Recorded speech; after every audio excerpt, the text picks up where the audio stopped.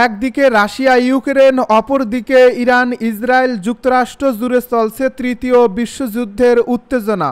আর এরই মধ্যে আমাদের হাতে এসেছে গুরুত্বপূর্ণ আপডেট আন্তর্জাতিক সংবাদ। শুরুতেই থাকছে ইয়েমেনের ক্ষেপণাস্ত্র হামলায় পুড়ে ছারখার ইসরায়েলের বিমান ঘাঁটি।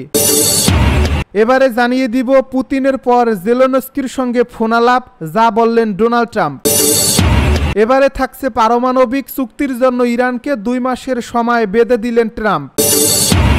এদিকে যুদ্ধবিরতি আলোচনার জন্য কায়রোর পথে হামাস প্রতিনিধি দল। জানিয়ে দিব ইসরায়েলি হামলায় গত 24 ঘন্টায় নিহত আরও 71। সর্বশেষ জানাবো পুতিনের পর জেলেনস্কির সঙ্গে ফোনালাপ, যা বললেন ডোনাল্ড ট্রাম্প। শুনছিলেন হাতে পাওয়া গুরুত্বপূর্ণ আপডেট আন্তর্জাতিক সংবাদের শিরোনাম, এবারে বিস্তারিত। তবে তার আগে অনুরোধ রইল ভিডিওটিতে একটি লাইক দিন এবং কমেন্ট করে জানিয়ে দিন ভিডিও সম্পর্কে আপনার মূল্যবান মতামত।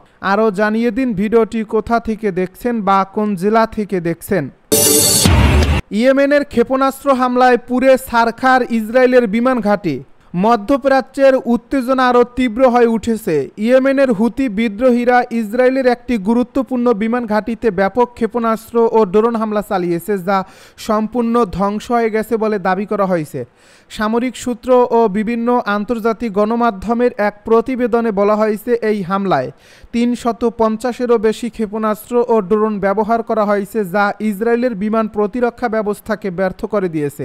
প্রত্যক্ষদর্শীরা জানিয়েছে, এই হামলার পরপরই বিশাল বিস্ফোরণের শব্দ শোনা যায় এবং রাতের আকাশে আগুনের লেলিহান শিখা দেখা যায়। ইসরায়েলি সামরিক বাহিনী প্রথমে হামলার খবর অস্বীকার করলেও পরবর্তীতে এক বিবৃতিতে স্বীকার করেছে যে তারা ইয়েমেন থেকে উৎক্ষেপিত কিছু ক্ষেপণাস্ত্র ও ড্রোন প্রতিহত করতে ব্যর্থ হয়েছে, তবে ক্ষয়ক্ষতির ব্যাপারে তারা বিস্তারিত কিছুই জানায়নি। হুতি বিদ্রোহী বাহিনীর মুখপাত্র এক বিবৃতিতে জানিয়েছেন, ইসরায়েল আমাদের বিরুদ্ধে যে আগ্রাসন চালাচ্ছে তার জবাব দিতেই আমরা এই হামলা চালিয়েছি এবং ভবিষ্যতেও আরও বড় ধরনের প্রতিশোধ নেওয়া হবে।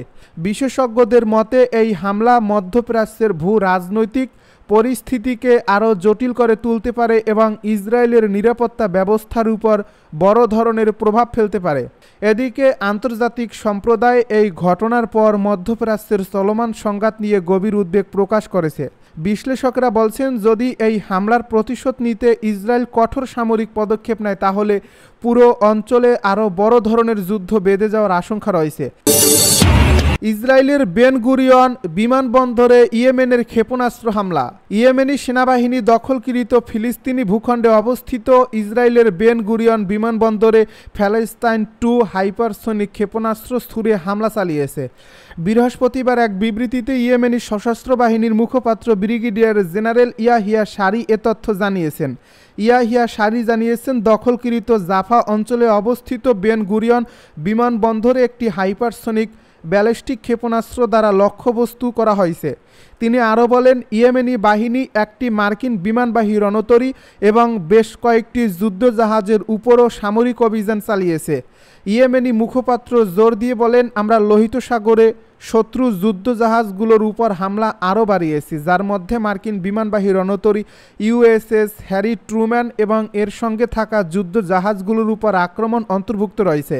এই অভিযান ইয়েমেনি বাহিনীর ক্ষেপণাস্ত্র ইউনিট, নৌবাহিনী এবং উন্নত ড্রোন প্রযুক্তির মাধ্যমে পরিচালিত হয়েছে বলে উল্লেখ করেছে ইয়াহিয়া সারি। তিনি আরও জানান, একাধিক ব্যালিস্টিক ক্ষেপণাস্ত্র ও ড্রোন ব্যবহার করে এই অভিযান সফলভাবে পরিচালিত হয়েছে। আল্লাহর রহমতে এই অভিযান তার লক্ষ্য অর্জনে সফল হয়েছে। পারমাণবিক চুক্তির জন্য ইরানকে 2 মাসের সময় বেঁধে দিলেন ট্রাম্প। ইরানের সর্বোচ্চ নেতা আয়াতুল্লাহ আলী খামেনিকে একটি চিঠি পাঠিয়েছেন মার্কিন প্রেসিডেন্ট ডোনাল্ড ট্রাম্প। এই চিঠিতে ইরানকে নতুন করে পারমাণবিক চুক্তিতে পৌঁছানোর জন্য 2 মাসের সময়সীমা বেঁধে দেওয়া হয়েছে। একজন মার্কিন কর্মকর্তা এবং চিঠি সম্পর্কে অভিহিত 2টি সূত্র এই সময়সীমা নিশ্চিত করেছে বলে আনাদুল এজেন্সির প্রতিবেদনে বলা হয়েছে। ট্রাম্পের মধ্যপ্রাচ্য দূত স্টিভ উইটকফ এবং সংযুক্ত আরব আমিরাতের প্রেসিডেন্ট শেখ মোহাম্মদ বিন জায়েদের সঙ্গে জড়িত একটি কূটনৈতিক শৃঙ্খলের মাধ্যমে খামেনিকে এই চিঠিটি পৌঁছে দেওয়া হয়েছিল। আবুধাবিতে এক বৈঠকের সময় উইটকফ জায়েদের কাছে চিঠিটি হস্তান্তর করেন। পরে সংযুক্ত আরব আমিরাতের রাষ্ট্রদূত আনোয়ার গারগাশ ইরানের পররাষ্ট্রমন্ত্রী আব্বাস আরাগচির কাছে এই চিঠিটি পৌঁছে দেওয়ার জন্য তেহরানে যান। ডোনাল্ড ট্রাম্পের এমন সময় বেঁধে দেওয়াকে গুন্ডামি কৌশল বলে অভিহিত করে এর নিন্দা করেছেন খামেনি। ইরানের পররাষ্ট্র মন্ত্রণালয় এ বিষয়ে সপ্তাহের শুরুতেই জানিয়েছে চিঠিটি এখনও পর্যালোচনাধীন এবং এই চিঠির জন্য একটি প্রতিক্রিয়া তৈরি করা হচ্ছে। এদিকে দ্বিতীয় মেয়াদে ক্ষমতা গ্রহণের পর থেকেই ট্রাম্প ইরানকে পারমাণবিক অস্ত্র অর্জন থেকে বিরত রাখার উপর জোর দিয়েছেন। এ বিষয়ে ট্রাম্প বলেছিলেন, আমরা তাদের পারমাণবিক অস্ত্র রাখতে দিতে পারি না, খুব শীঘ্রই কিছু ঘটতে চলছে। আমি অন্য বিকল্পের চেয়ে শান্তি চুক্তি করতে পছন্দ করি, তবে অন্য বিকল্পটি সমস্যার সমাধান করবে। যুদ্ধবিরতি আলোচনার জন্য কায়রোর পথে হামাস প্রতিনিধি দল। ফিলিস্তিনের স্বাধীনতাকামী সংগঠন হামাসের একটি প্রতিনিধি দলের বৃহস্পতিবার কায়রোয় পৌঁছানোর কথা রয়েছে। সেখানে তারা মিশরের শীর্ষস্থানীয় কর্মকর্তাদের সঙ্গে গাজায় নতুন যুদ্ধবিরতি চুক্তির বিষয়ে আলোচনা করবেন। আল আরাবি আল জাদিদ পত্রিকার এক প্রতিবেদনে এসব তথ্য জানানো হয়েছে। প্রতিবেদন অনুযায়ী বুধবার রাতে ইসরায়েলের একটি প্রতিনিধি দল সংক্ষিপ্ত সফরে কায়রোয় পৌঁছায় এবং মিশরের গোয়েন্দা প্রধান হাসান রশাদের সঙ্গে বৈঠকও করে। মিশর মঙ্গলবার গাজায় একটি নতুন যুদ্ধবিরতির প্রস্তাব দেওয়ার প্রেক্ষিতেই এ বৈঠক অনুষ্ঠিত হয়েছে। আল আরাবিয়া আল জাদিদের প্রতিবেদন অনুসারে মিশরের প্রস্তাবটি দুটি পক্ষের মধ্যে পার্থক্য দূর করার একটি সেতুবন্ধন হিসেবে কাজ করছে। তারা হামাসের পূর্ববর্তী চুক্তির সঙ্গে এক ধরনের সমঝোতা করছে, যেখানে আমেরিকান ইসরায়েলি সৈনিক আলেকজান্ডার ইদান এবং 5 জন বন্দির মৃতদেহ ফেরত দেওয়ার কথা বলা হয়েছে। অন্যদিকে উইটকফের প্রস্তাবে জীবিত বন্দীদের অর্ধেক এবং মৃত বন্দীদের অর্ধেক ফেরত দেওয়ার শর্ত রাখা হয়েছিল। এর প্রেক্ষিতে হামাস সূত্র জানিয়েছে তারা ইসরায়েলি বন্দীদের মুক্তি দিতে প্রস্তুত। তারা ব্যাখ্যা করে বলেছে, মার্কিন প্রেসিডেন্ট ডোনাল্ড ট্রাম্পের মধ্যপ্রাচ্য বিষয়ক দূত স্টিভ উইটকফের প্রস্তাব প্রত্যাখ্যান করা হয়নি, বরং তারা সেটি গ্রহণ করেছে এই শর্তে যে এতে যুদ্ধের অবসান নিশ্চিত করার জন্য যুদ্ধবিরতি চুক্তির দ্বিতীয় ধাপে অবিলম্বে প্রবেশ করতে হবে। একই সঙ্গে হামাস অভিযোগ করে বলছে, উইটকফ ইসরায়েলি প্রধানমন্ত্রী বেনিয়ামিন নেতানিয়াহুর একই অবস্থান গ্রহণ করেছেন, যিনি বন্দীদের চুক্তি চাইছেন কিন্তু চুক্তির শর্তগুলো বাস্তবায়ন করতে চাইছেন না। ইসরায়েলি হামলায় 24 ঘন্টায় নিহত আরও 71। এই মুহূর্তে গাজার অবস্থা অত্যন্ত ভয়াবহ।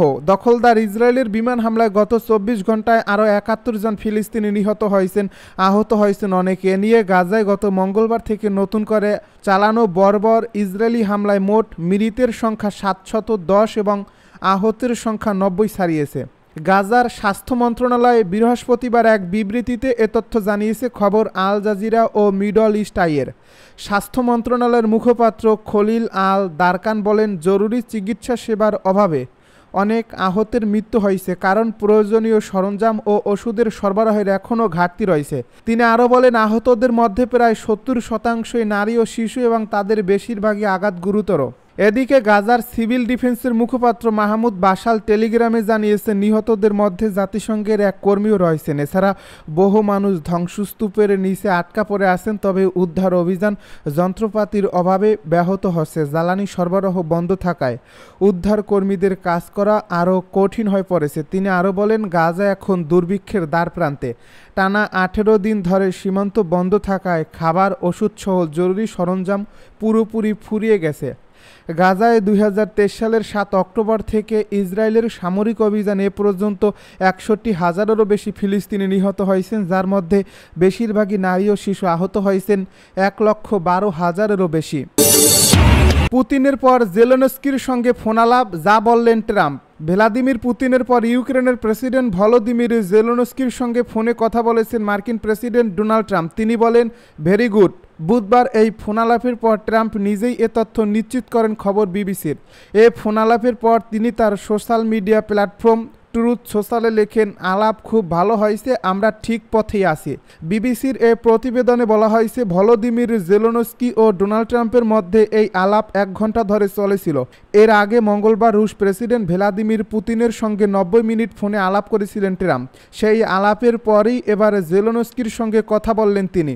এ আলাপের ব্যাপারে ট্রাম্প সোশ্যাল মিডিয়া ট্রুথ সোশ্যালে লেখেন, আলোচনার বেশিরভাগ অংশই গতকাল প্রেসিডেন্ট পুতিনের সঙ্গে করা ফোনালাপের উপর ভিত্তি করে। এটি করা হয়েছে যাতে করে রাশিয়া ও ইউক্রেন উভয়কেই তাদের অনুরোধ ও চাহিদার সঙ্গে সামঞ্জস্যপূর্ণ করা যায়।